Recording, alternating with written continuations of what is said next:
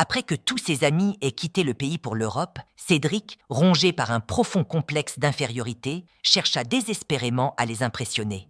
Il passait ses journées à publier des photos sur les réseaux sociaux, portant des habits empruntés ici et là, posant devant des voitures qui n'étaient pas les siennes. Un jour, poussé par sa soif de validation, il emprunta une chaînette chez Maman Suzy et Louchka. Pour Cédric, ce n'était qu'un simple bijou, mais pour les autres, chaque photo le montrait avec un serpent menaçant enroulé autour de son cou. « Mais qu'est-ce que tu as fait, Cédric? Qu'est-ce que tu portes ?» murmuraient ceux qui voyaient ses publications. Sa convoitise l'aveuglait, et il continuait à briller sur les réseaux sociaux, inconscient du poids mortel qu'il portait. Restez jusqu'à la fin pour découvrir ce qui arrivera à Cédric, et n'oubliez pas de vous abonner pour plus d'histoires africaines. Pour Cédric, les réseaux sociaux étaient plus qu'une simple distraction. Ils étaient une scène où il pouvait jouer le rôle qu'il rêvait d'incarner.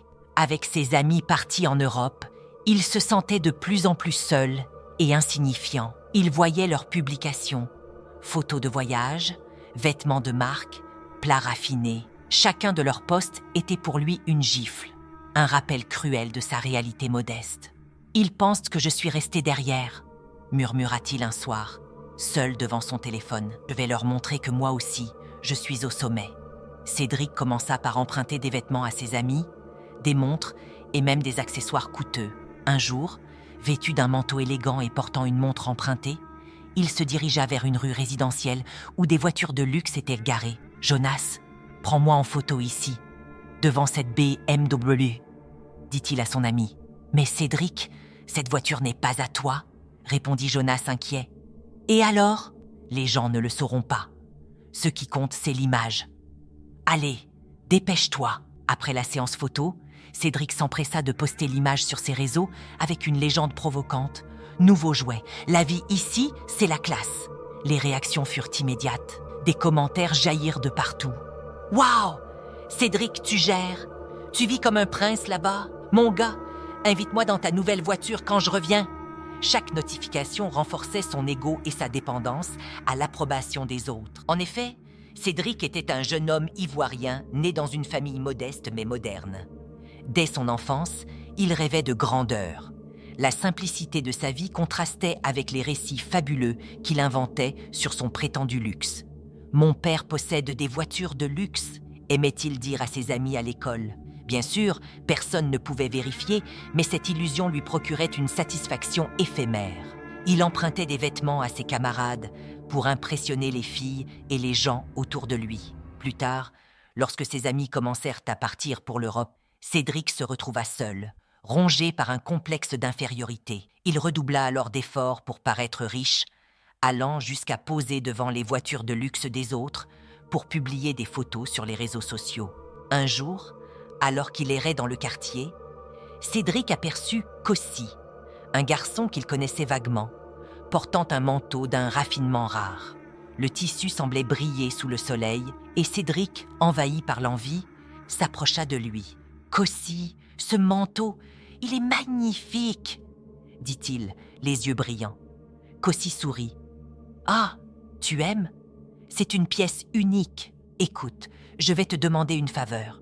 Prête-le-moi juste pour un jour, je veux impressionner quelqu'un, » insista Cédric. Kossi hésita.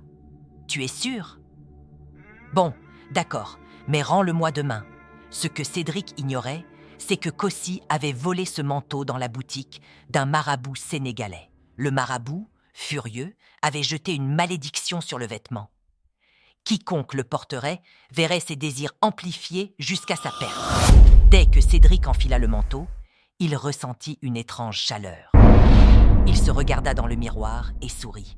« Waouh, c'est exactement ce qu'il me fallait. » Mais quelque chose en lui commençait déjà à changer. Une voix intérieure semblait chuchoter à son esprit. « Tu peux avoir tout ce que tu veux. Va plus loin. Impressionne-les tous. » Les jours qui suivirent, Cédric devint obsédé par son image. Il empruntait encore plus de vêtements, posait devant des voitures de luxe et postait des photos sur les réseaux sociaux. Mais malgré cela, il avait l'impression que quelque chose lui manquait. La voix dans sa tête devenait plus forte. « Tu peux encore mieux faire. Trouve quelque chose de plus grand. » Peu après, Cédric croisa le chemin de Mama Suzy, une femme d'affaires mystérieuse connue pour ses bijoux extravagants. Elle tenait un stand au marché où elle vendait des chaînettes dorées qui semblaient presque magiques. Cédric fut immédiatement attiré par une chaînette en particulier qui brillait d'un éclat inhabituel. Il s'approche, les yeux pleins de convoitise. « Bonjour, jeune homme », dit Mama Suzy d'une voix suave. « Tu sembles intéressé par cette chaînette. Elle te plairait, n'est-ce pas ?» Cédric, hypnotisé, répondit. « Elle est magnifique. »« Combien ?» Mama Suzy le fixa longuement avant de répondre. « Ce n'est pas une simple chaînette. Elle a, disons, un pouvoir spécial. Mais pour toi, je pourrais la céder si tu la mérites. » Cédric, croyant à une opportunité de briller encore plus sur les réseaux sociaux, insista. « Je peux la porter juste pour une photo ? Je te promets de te la rendre. » Mama Suzy sourit mystérieusement. « Si tu veux, mais sache que cette chaînette tira plus de toi que tu ne le penses. » Ignorant l'avertissement, Cédric enfila la chaînette. Aussitôt, un frisson glacial parcourut son corps. Mais il l'ignora, trop excité à l'idée de se montrer.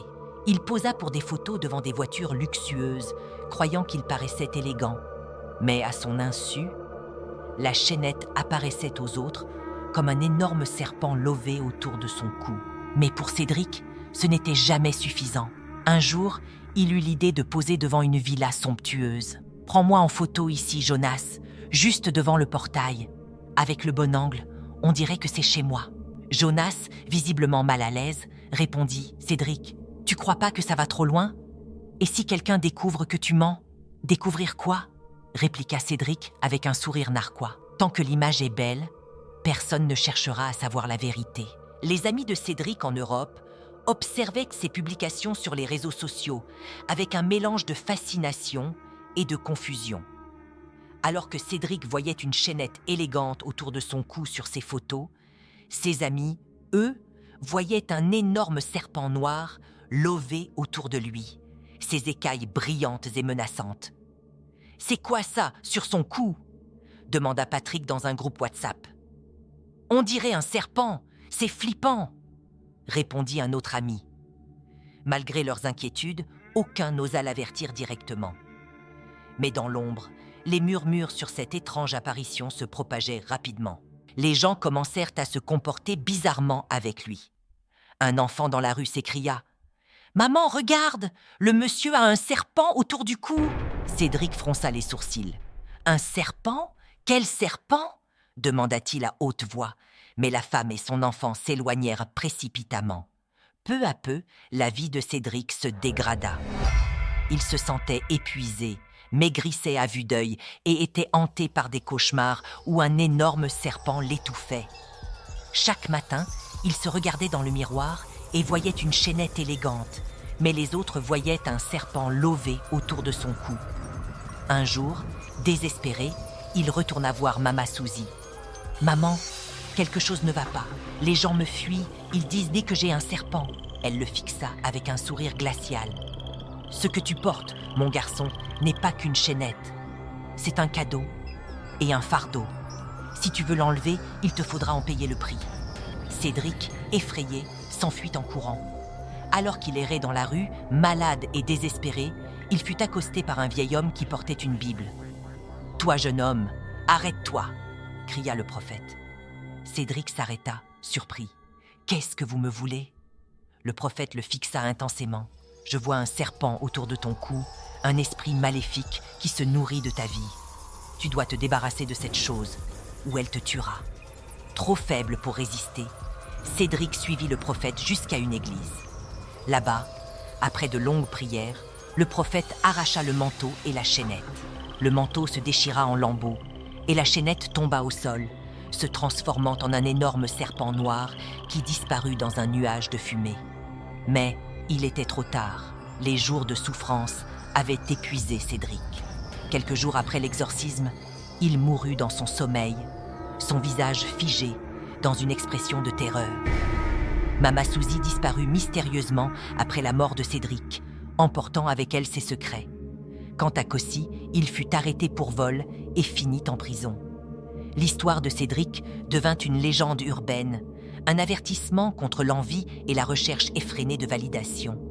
Dans le quartier, les anciens murmuraient « Méfiez-vous de ce que vous convoitez. Parfois, ce que vous désirez le plus peut vous détruire. »